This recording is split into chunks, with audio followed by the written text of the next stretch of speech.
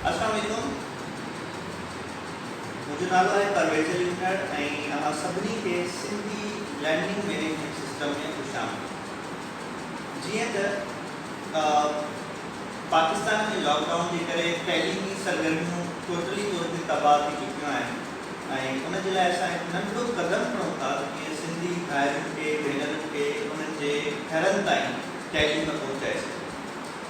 सो असांजी कोशिशि हूंदी त सवले खां सवले अंदाज़ में तव्हांखे तव्हांजे कोर्स कंप्लीट कराइण ऐं बेसिकली मुंहिंजो तालुक़ु साइंस आहे।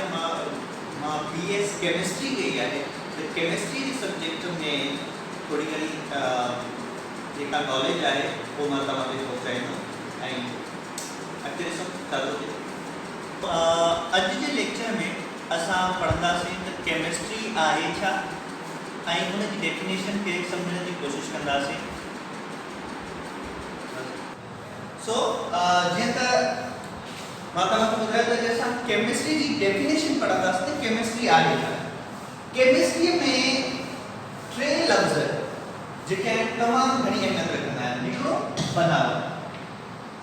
असां बनावट छा आहे, जॾहिं बि असां केमिस्ट्री में बनावट जो ज़िक्र कंदा आहियूं त ॾिसंदा आहियूं त मादो छाजो ठहियलु आहे, यानी मादे जी बनावट कहिड़ी आहे। फॉर एग्जांपल मादो जीअं अहिड़ी शइ जेका वज़न खे जॻह वारा हुनखे मादो चइबो आहे। त मादे जी टे स्टेट्स हूंदियूं आहिनि, नहरो, पतड़ो, गैस, सॉलिड, लिक्विड, गैस। त उन में जीअं एग्जांपल वठूं वाटर जो, पाणी। हाणे पाणी बेसिकली असां जेके ॾिसंदासीं त पाणी जी बनावट छा आहे। त पाणी छाजो ठहियलु आहे, पाणी ठहियलु आहे हाइड्रोजन जो ऐं उन सां गॾु ऑक्सीजन। लूण जी करे असां ॾिसूं त लूण असांखे ख़बर आहे त लूण ठहियलु आहे सोडियम जो, क्लोरीन जो।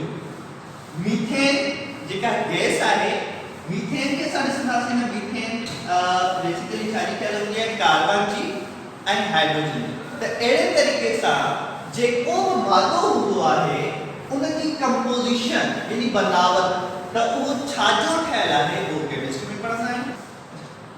ख़ासियत जो जेकॾहिं ज़िक्र कंदा आहियूं त ख़ासियत जो मतिलबु त पाणी त आहे, पाणी जी ख़ासियतूं कहिड़ियूं आहिनि, पाणी जो रंग कहिड़ो आहे, पाणी जी बू कहिड़ी आहे, पाणी जो ज़ाइक़ो कहिड़ो आहे, पाणी केतिरा डिग्री सेंटीग्रेड ते गैस में तब्दील थी वेंदो, पाणी केतिरा रिएक्शन ॾींदो। त अहिड़े क़िस्म जूं जेके बि ख़ासियतूं हूंदियूं आहिनि उहो तालुक़ु रखंदियूं आहिनि केमिस्ट्री। अच्छा, हाणे अचूं था तब्दीलीअ ते। तब्दीलीअ जो मतिलबु हूंदो आहे त को बि मैटर, को बि मादो कॾहिं बि दाइमी न रहंदो आहे, उन में तब्दीलियूं ईंदियूं रहंदियूं आहिनि। जहिड़े तरीक़े सां लोह पियो हुजे त उन ते ज़ंग चढ़ी वेंदो, जेकॾहिं काठ हुजे त उनखे असां ॿाहिरि लॻाए सघंदा आहियूं त उहो तब्दील थी वेंदो आहे। त अहिड़े तरीक़े सां मुख़्तलिफ़ तब्दीलियूं अचनि थियूं जेके ॿिनि कैटेगरीज़ में हूंदियूं आहिनि। हिकिड़ी हूंदी आहे फिज़िकल चेंज, फिज़िकल चेंज ऐं ॿी हूंदी आहे असांजी केमिकल चेंज।